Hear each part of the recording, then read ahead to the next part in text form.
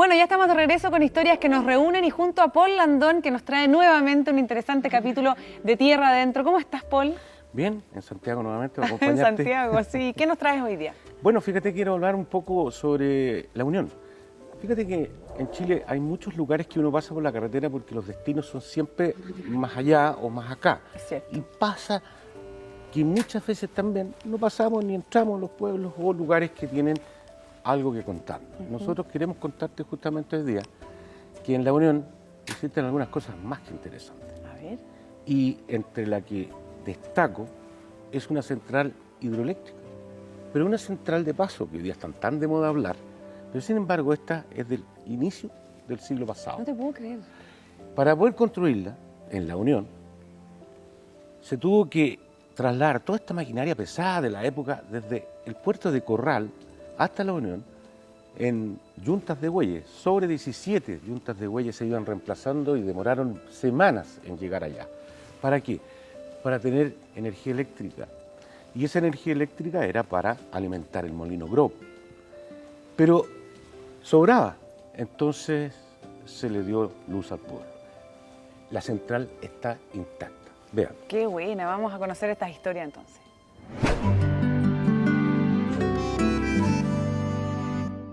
El año 1865 nace el molino Grove, es lo que vemos en la fecha que está estampada atrás en este monolito.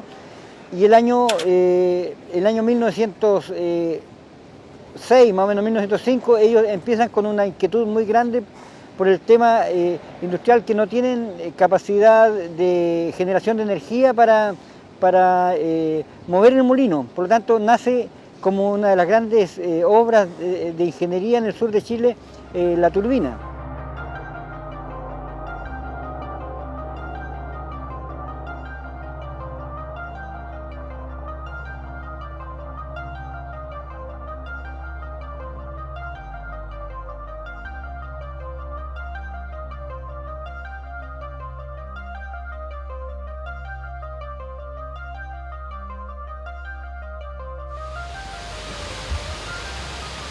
Bueno, la bocatoma en sí es un embalse para poder juntar, ¿cierto?, el agua enviarla hacia la sala de máquina. En sí, esta bocatoma, tengo fotografías, ¿cierto?, que empezaron las obras el año 1905, donde tiene que haber trabajado mucha gente, ¿cierto?, con pala, que no había tanto modernismo en esos años. Así que hicieron la bocatoma donde ellos donde aquí se junta el agua y se envía a la sala de máquina. Originalmente, ¿cierto?, esta central empezó a funcionar el año 1909.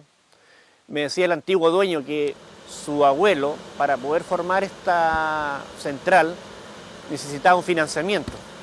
Pero las personas no le creían que con 3 conductores iban a mover un molino.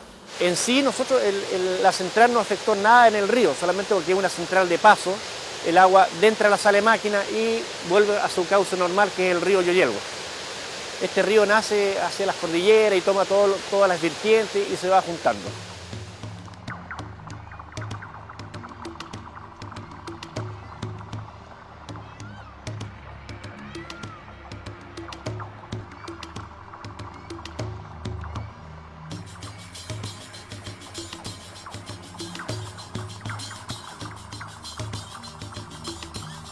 Bueno, en la sala de máquinas hay 2 generadores, uno es de 1909 y el otro de 1928. Las máquinas a plena carga, por ejemplo la Franci, con 350 kilowatts, consume 6 metros cúbicos por segundo. Y la unidad Kaplan, que es de 1928, consume 6,2 metros cúbicos por segundo con 420 kilowatts.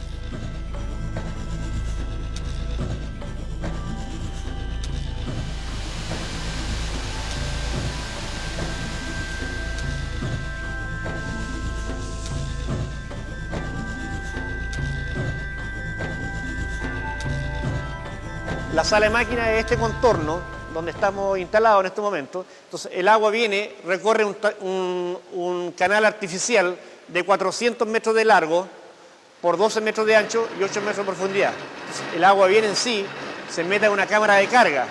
La cámara de carga significa que es una pieza de cemento donde está metida debajo el agua, donde adentro está la hélice. Entonces, el agua viene, hace girar la hélice y hace mover el generador. Es como antiguamente habían, ¿se acuerdan los dínamos de las bicicletas? Que usted andaba más rápido y la luz alumbraba más. Aquí igual, exactamente igual. El agua hace girar la hélice, a mover la hélice, mueve el generador, ¿cierto? Y se produce la energía eléctrica, se produce el campo magnético donde se produce la electricidad. Y la parte de acá, la función del regulador, ¿cierto? La función del regulador es regular el flujo del agua, mayor agua o menor agua, ¿cierto? En sí, si usted genera más potencia, consume más agua.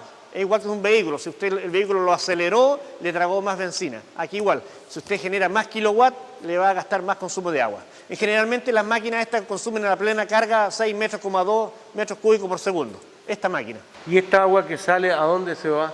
Vuelve a retornar al río, o sea, en realidad es una central de paso. Tomamos el agua y la pasamos por la máquina y le inyectamos nuevamente al río original, que es el río Yoyelwa. Esta turbina vino a complementar la primera turbina que se montó el año 9. En 1909 llega una turbina, ¿cierto?, con una turbina Francis, con dientes de madera, que luego la vamos a ver. Según los antiguos, dicen que esa turbina la trajeron, llegó a Corral y la trajeron con una cadena de yunta de bueyes, ¿cierto? Y demoraron como una semana en llegar acá a donde se iba a montar. ¿Qué diferencia tiene la Francis con la Kaplan? Una de las diferencias, bueno, que la Francis es más viejita, del año 9 y esta es del año 28, y la turbina Francis, en sí la turbina abajo es como un caracol, todas las Francis son como un caracol, y la turbina Kaplan es como una hélice de un motor fuera de borda. Esas son las grandes diferencias. Y la otra máquina está montada más abajo, porque originalmente existía solamente la turbina Francis, que tenía menos nivel de agua. Para poder montar la turbina Kaplan hubo que hacer un levantamiento, profundizar el canal y hacer el edificio en sí. Le cuento, la turbina Francis en un principio, ¿cierto?, alimentaba a la industria, que era el molino Grob, ¿cierto? Molían el trigo a base de la energía de la turbina Francis. Y en 1913 la Sociedad Industrial Teófilo Grob, ¿cierto?, inaugura la iluminación en sí del pueblo de la Unión, ¿ah? Y lo más probable es que los más acaudalados en esos años, ¿cierto?, son los que han tenido energía, pero así alimentaban las calles, había luminarias. Se eliminaron los antiguos faroles que con la vela que andaba encendiendo por la energía de la turbina Francis. La turbina Francis genera una potencia de 350 kilowatts y la turbina Kaplan genera una potencia de 430 kilowatts, que hacen 780 kilowatt hora. Esto, que cuando yo comencé a trabajar acá, ¿Ya? el año 83, ¿Ya? me dieron esta misión, porque esto antes los hacían, pero de otra manera. ¿Ah, sí? ¿De otra manera? Claro. La madera era otra. Esta no es la madera original que traía la máquina. ¿Qué madera era? La otra era de madera de haya. Ah, afuera. Claro, era de exportación. Esa madera venía predimensionada y después, como los costos seguramente fueron muy altos, optaron y buscaron una madera nativa acá. ¿Qué madera es la que están usando? Esta es Temo. Temo. Sí, es una madera nativa que se produce que prácticamente en los humedales o de pantano, digamos. Esto, para obtener este diente, hay que procesar la madera. La madera se compra verde y se coloca 4 meses al agua corriente. ¿Ya? Que es aquí en el mismo río. ¿Ya? Hay una piscina ahí que es un vertedero. Se mantiene 4 meses al agua. ¿Ya? Porque esta madera es muy blanda. Usted la pone al aire libre y se parte toda y no le sirve para nada. ¿Ya? Porque tiene mucha savia. Entonces bota la savia con el agua corriente, que es como una tinta azul.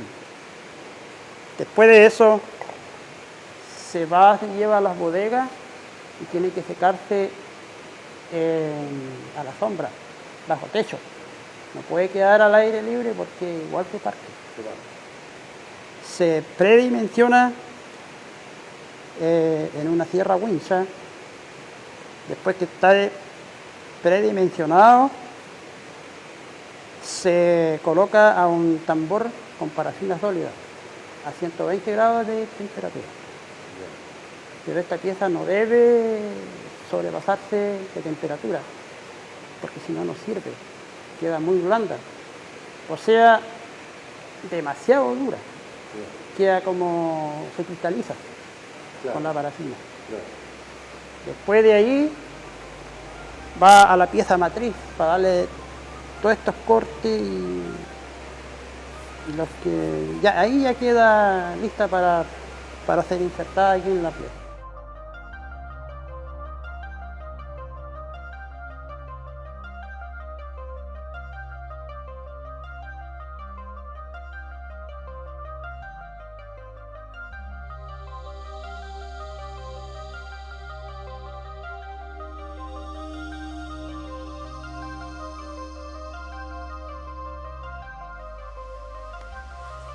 Le cuento, este es el tablero, ¿cierto?, de las unidades. Aquí tenemos el tablero, ¿cierto?, de la unidad Kaplan, que es del año 28, y el tablero de la unidad Francis, que es de 1909. Si ustedes lo pueden apreciar, ¿cierto?, esto es puro mármol, original de la época, ¿cierto?, del año 28, el año 25. Cuando yo llegué hace 30 años atrás, éramos seis personas. Uno por turno, más una persona que hacía de jefe y más 2 personas que hacían los reemplazos. La central no para, trabaja las 24 horas. En este momento estamos parados porque estamos con un déficit de agua, no ha llovido demasiado como para poder mantener las 2 turbinas o una turbina generando las 24 horas.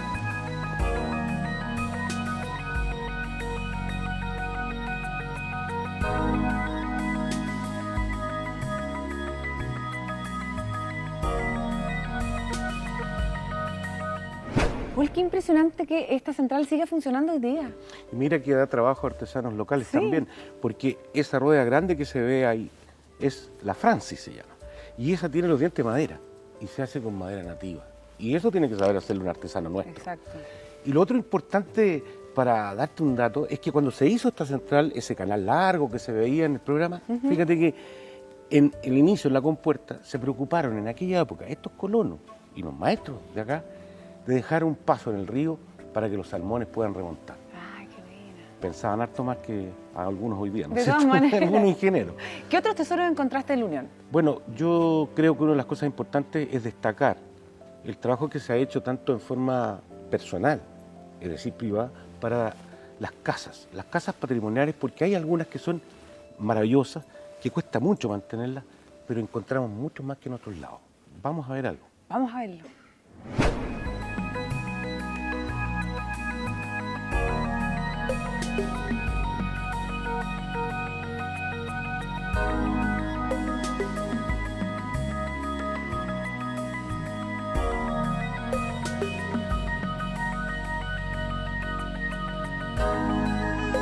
Bueno, si nosotros consideramos la gloria que fue la arquitectura de la Unión de los años 1890 a 1915, más o menos, que es el gran periodo de construcción en nuestra comuna por el desarrollo, yo creo, de la segunda y tercera generación de inmigrantes, tanto vascos, franceses como alemanes, esta casa es un ícono, ya que está siendo usada 102 años después para el mismo fin para el que fue creado. Y quizás si nosotros hubiésemos tenido la visión, o la comuna, o la comunidad, o la familia, o la autoridad, de poder conservarlas en un estado como el caso de la casa que hemos visitado, o que vamos a visitar, la de Don Werner, podríamos haber visto que le podíamos sacar mucho provecho hoy día, trayendo turistas, mostrándole nuestro esplendor de construcciones, ya que esta casa, la casa Stolzenbach, que es del abuelo de Don Werner, para nosotros Don Santiago Stolzenbach fue un visionario, ya que cambió quizás la arquitectura de la Unión con el estilo de casa que construyó, y que la construyó en la ribera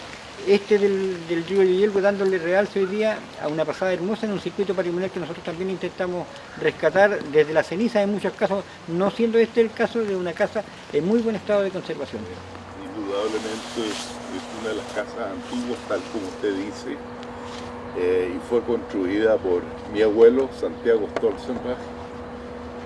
Mi abuelo perteneció a la generación de los primeros colonos que llegaron en 1853, el primer año a Corral. Ahí permanecieron un año hasta que abrieron la ruta y se vinieron a la Unión y fueron, pertenecieron a la colonización alemana que se produjo en esos años. Y gran parte de los materiales se traían en esos años directamente de Alemania y de aquí se despachaba cuero y suela hacia Europa, especialmente Hamburgo, pero después vino la guerra del 14 y por eso que muchas de las buenas terminaciones que en muchas de las casas aquí todavía puede ver, quizás algunos detallitos no alcanzaron a llegar acá. Pero hemos tratado de conservar y mantener estos patrimonios porque es parte de la historia de nuestra ciudad. Yo nací aquí y he vivido acá toda mi vida y ya tengo 84 años. Mi madre también nació acá y toda la familia, mis hijos también nacieron acá.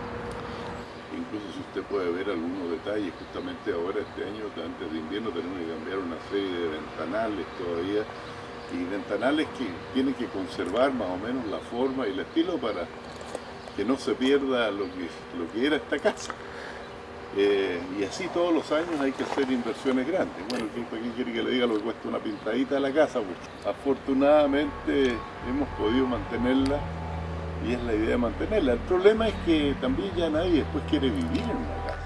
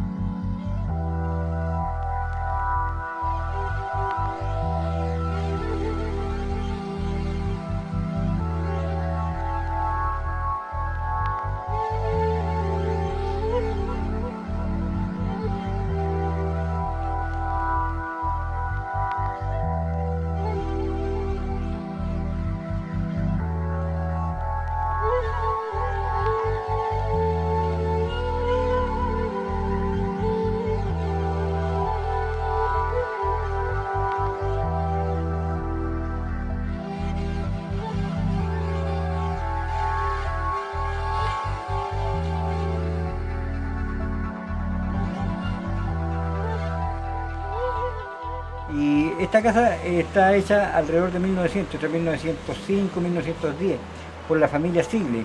Y los usos que ha tenido fue originalmente construida para casa habitación, pero también en el área baja, en el subterráneo o la primera planta, fue fábrica de cerveza. Después fue distribuidora de abarrotes de la empresa Codina. Y últimamente ha sido usada como establecimiento educacional, es el uso que hoy día tiene. Así que es una casa que ya tiene 100 años y que están siendo utilizada, como toda la mayoría de las casas de la Unión, ha sido intervenida para ser usada en diferentes actividades que le producen otra rentabilidad. Siendo la Unión una ciudad con alrededor de 80 casas antiguas, sobre 100 años, con historia patrimonial de familias, no ha habido nunca la conciencia de hacer un circuito patrimonial, por ejemplo, o la conciencia de no intervención. Cuando se cambia el uso, se le da el uso que viene para sacarle provecho con el máximo de intervención. Obviamente las escuelas necesitan vías de escape, y vamos a ver una casa emblemática en la Unión que es la Casa Dualde, que está intervenida con escaleras que no son las que fueron originalmente, pinturas y otras cosas que son intervención propia para un establecimiento educacional, que son las normativas que exigen eso.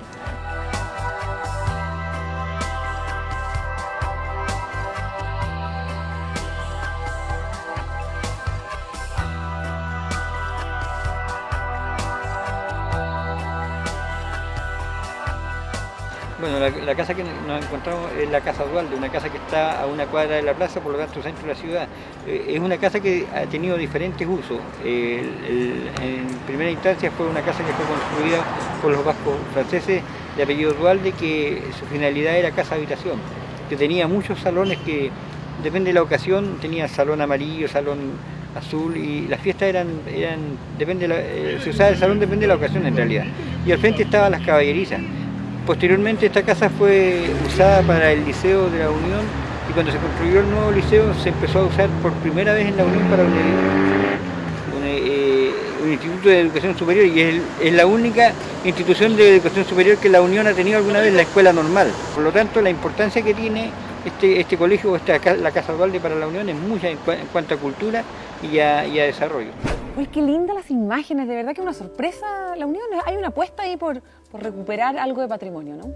Así es, y yo creo que lo más importante es que son apuestas personales. Yo creo que ojalá este modelo pueda repetirse en otros lados antes que todo en ruina. Exactamente, vamos a ir un corte y al regreso, ¿qué vamos a ver? Si nos pueden... Ya estamos de regreso con las historias que nos reúnen junto a Paul Landon, revisando Tierra Adentro, particularmente historias y personajes de la Unión.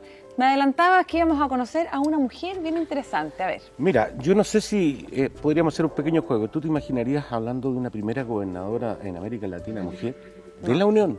¿En serio? Que llegó a ser piloto también, No te puedo creer, que pero esquiaba.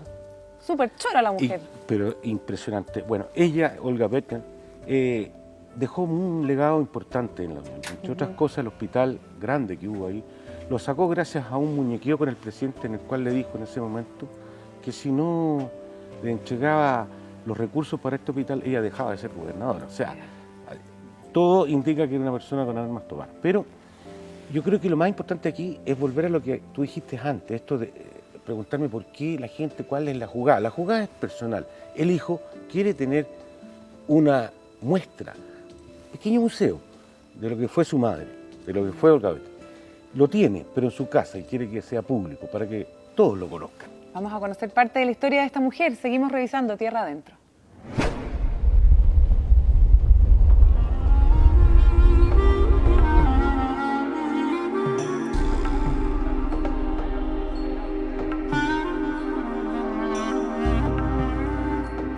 Bueno, desconocida para quienes realmente desconocen su obra, pero para la comunidad unionina, la señorita Olga Pecher fue parte de nuestro patrimonio vivo por muchos años, porque aparte de ser una vecina, fue una servidora siempre, una servidora destacada, ya que logrando por su servicio público, por su dedicación a la comunidad, logrando ser nominada o nombrada por el presidente de la República como la primera gobernadora de América. Eso la hace merecedora primero para la época de ser una vanguardista en la política y en el poder de decisión de las mujeres.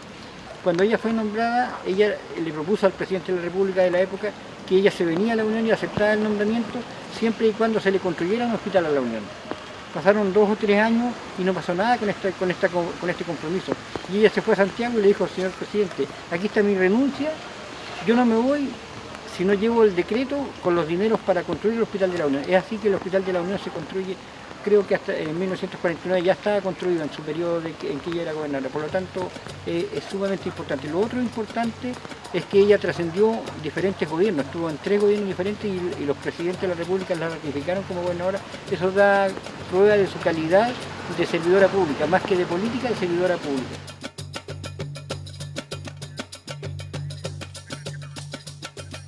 Ella fue mi madre adoptiva. Yo viví toda la vida aquí con ella, desde pequeño. Y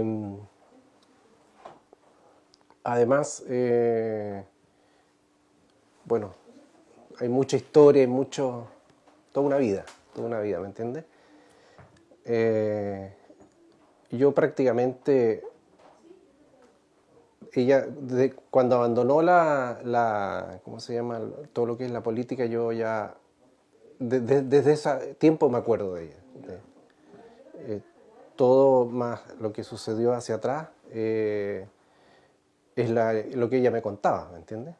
Así que lo supe a través de ella y miles de historias y todo lo que he recopilado aquí en este pequeño museo. Equitación y también cabalgata, porque sí, correcto. Iba a Argentina. Exacto. Y también realizó unos viajes a la costa también, que se perdió en una oportunidad porque la persona que era el guía, él se perdió y finalmente los abandonó y quedaron ahí, pero llegaron finalmente después de unos par de días de estar en la cordillera al lugar que llevaban como destino. Tiene el símbolo del caballo en el fondo de la pared, ¿no? Yo creo,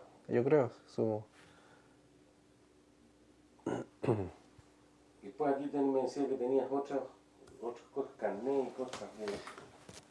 Aquí, por ejemplo, a los 26 años,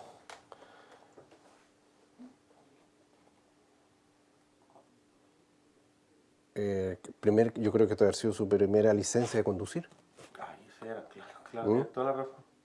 Estaba soltera, del año 1934. Claro, mi licencia de conducir, ¿no? Ajá, ahí está su foto. Yo creo que debe haber sido la primera. Y bueno, cédulas de identidad personal de la gabinete de identificación. Ah, no, esta era de su mamá. Cuando tenía el pase de liberado en ferrocarriles. Ah, claro. El gobernador de la Unión, pero estaba estipulado el tramo. Ah, ya. Era entre Trumao, Lago Ranco y Valdivia, es decir, prácticamente su zona. Eso. Claro, ahí tenía liberado. Liberado, primera clase. Y aquí tenemos otro del Ministerio del Interior. ¿Qué puede ser esto? Gobernadora. Está claro. Claro. Está el número del decreto. Perfecto. El número 6110. Con su cédula de identidad.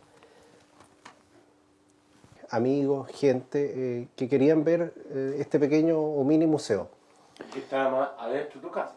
Y que está en este minuto dentro de la casa. Entonces nace la inquietud de alguna manera desplazarlo fuera de la casa y también aprovechar de incorporar el parque que ella, es decir, dentro del parque que ella plantó, digamos, y todos estos árboles ya hoy día están sobre 100 años, y también poder hacer un pequeño mirador para aprovechar la vista espectacular que hay desde este lugar. Podemos ver desde el sur el volcán Calbuco, el Osorno, el Puntiagudo y los cerros del volcán Caulle. Estoy viendo las condiciones que tengo que tener, porque no es llegar y construir un lugar, tiene que tener ciertas condiciones y características especiales, y eso tiene un costo. Esa parte es la que en este minuto estoy viendo y analizando, a ver de qué manera, qué camino tomar para poder llegar a un buen puerto.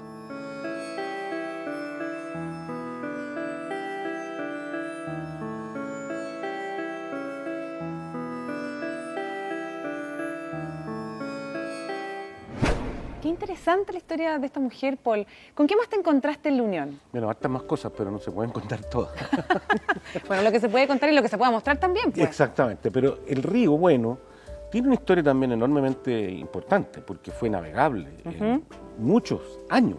Y fíjate que entre las cosas curiosas, en el puerto de Trumao, que fue un puerto donde se descargaban gran parte de los productos para, ya sea la Unión u otros lugares, está el vapor Valdivia, en el cual nosotros tuvimos la suerte de poder navegar en él. Pero no es que esté botado ni malo. ¿Ya? Si le damos un empujoncito al dueño, vuelve a echarle leña a las calderas y lo tenemos funcionando en un viaje maravilloso que va hasta la barra del río Bueno. Y es bueno decirlo, porque resulta que este río tuvo un vapor más interesante que este tiempo atrás, que era de paletas, como aquellos puertos del Mississippi. No. Y ese Qué sí cosa que más se destruyó linda. y quedó botado, porque nadie le dio bola. En cambio tenemos el vapor Valdivia todavía listo para ser usado si el dueño tiene apoyo. Ojalá que se pueda recuperar. Vamos a ver si se entusiasma revisando estas imágenes. Seguimos con Tierra Adentro aquí en Historias que nos reúnen.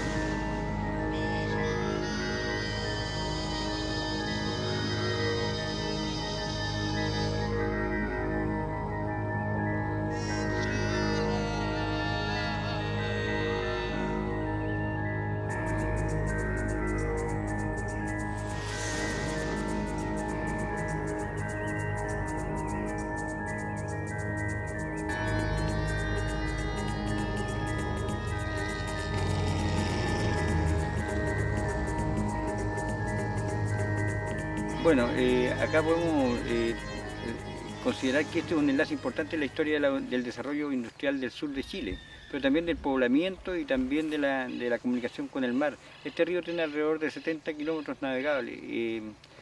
Se dice que todo lo que había llegado al ferrocarril desde Antigua a Puerto Montt habría entrado por el puerto de Trumado, que es este puerto. Un río que desafortunadamente para el terremoto del 60 se embancó y permitió, o sea, dejaron de ingresar barcos de calado medio hacia arriba, por lo tanto toda la parte del desarrollo naviero del río Bueno se estancó ahí. Es un icono importante el terremoto del 60 en la barra del río Bueno. Una de las comunicaciones importantes de la zona nuestra es a través del río. Y el río Bueno, como decimos, también es importante porque tiene un ecosistema muy especial con el tema del humedal.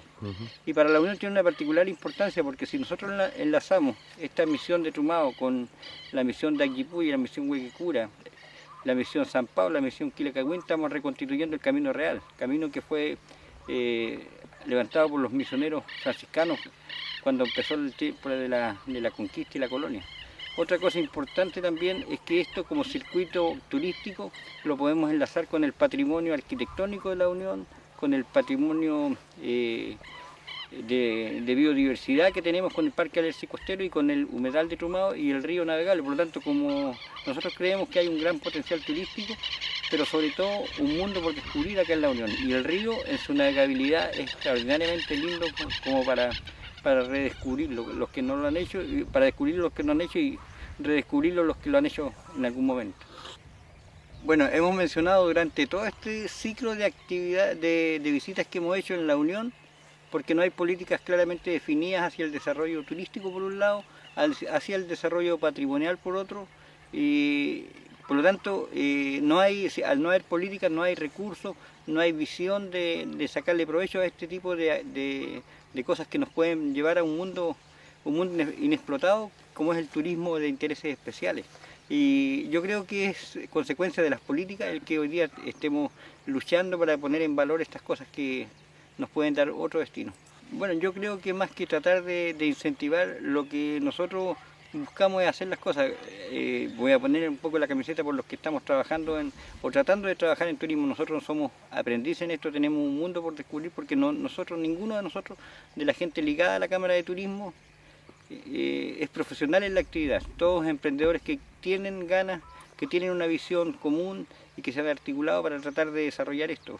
Si nosotros a todos estos atractivos que hemos mencionado podemos rescatar, por ejemplo, el Valdivia, y recordar lo que fue la navegación del Ragüe y de otros, que fueron muchos los barcos. Por ahí la gente antigua se acuerda de 5 barcos navegando en un día. Incluso uno de paleta. Exacto, el de paleta, el que giraba y avanzaba muy lento, pero eso está en el recuerdo vivo todavía de la gente que vivió hacia la costa, de Magüe, Yancacura, La U y La Barra. Uno conversa con la gente antigua y se acuerda de eso. Ellos dan los nombres, yo en este momento se me escapan los nombres, pero me acuerdo del Ragüe, de los Hornos y del Valdivia. Pero hay una cosa más importante quizás, que es que tenemos nosotros el patrimonio vivo de quien lo puede manejar. Por eso te digo. Y eso es importante, pero también hay otra cosa que quedó ahí. Tenemos 2 o 3 prácticos de río que en los últimos 30 o 40 años han estado navegando, porque este río no es fácil.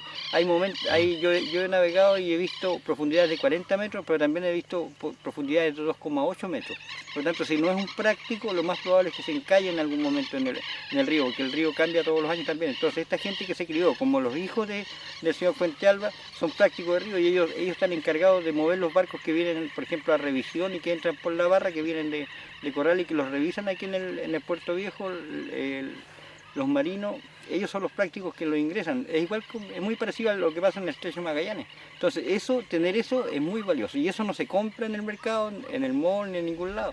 Lo tenemos acá y ojalá hay que aprovecharlo. Nosotros vamos a dar la lucha a ver si podemos conseguir algo, pero yo creo que este programa nos va a servir mucho para que quienes tengan el deber de hacerlo anden más adelantito que nosotros.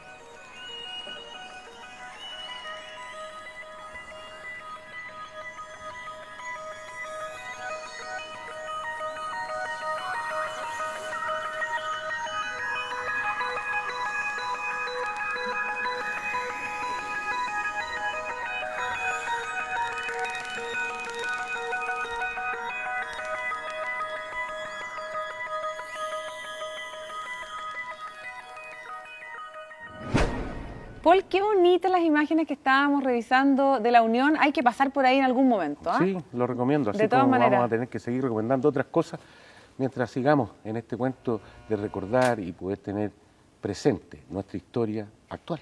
Muchas gracias, Paul, por acompañarnos y contarnos estas historias. Y usted no se separe de nuestra sintonía, ya volvemos con más historias que nos reúnen.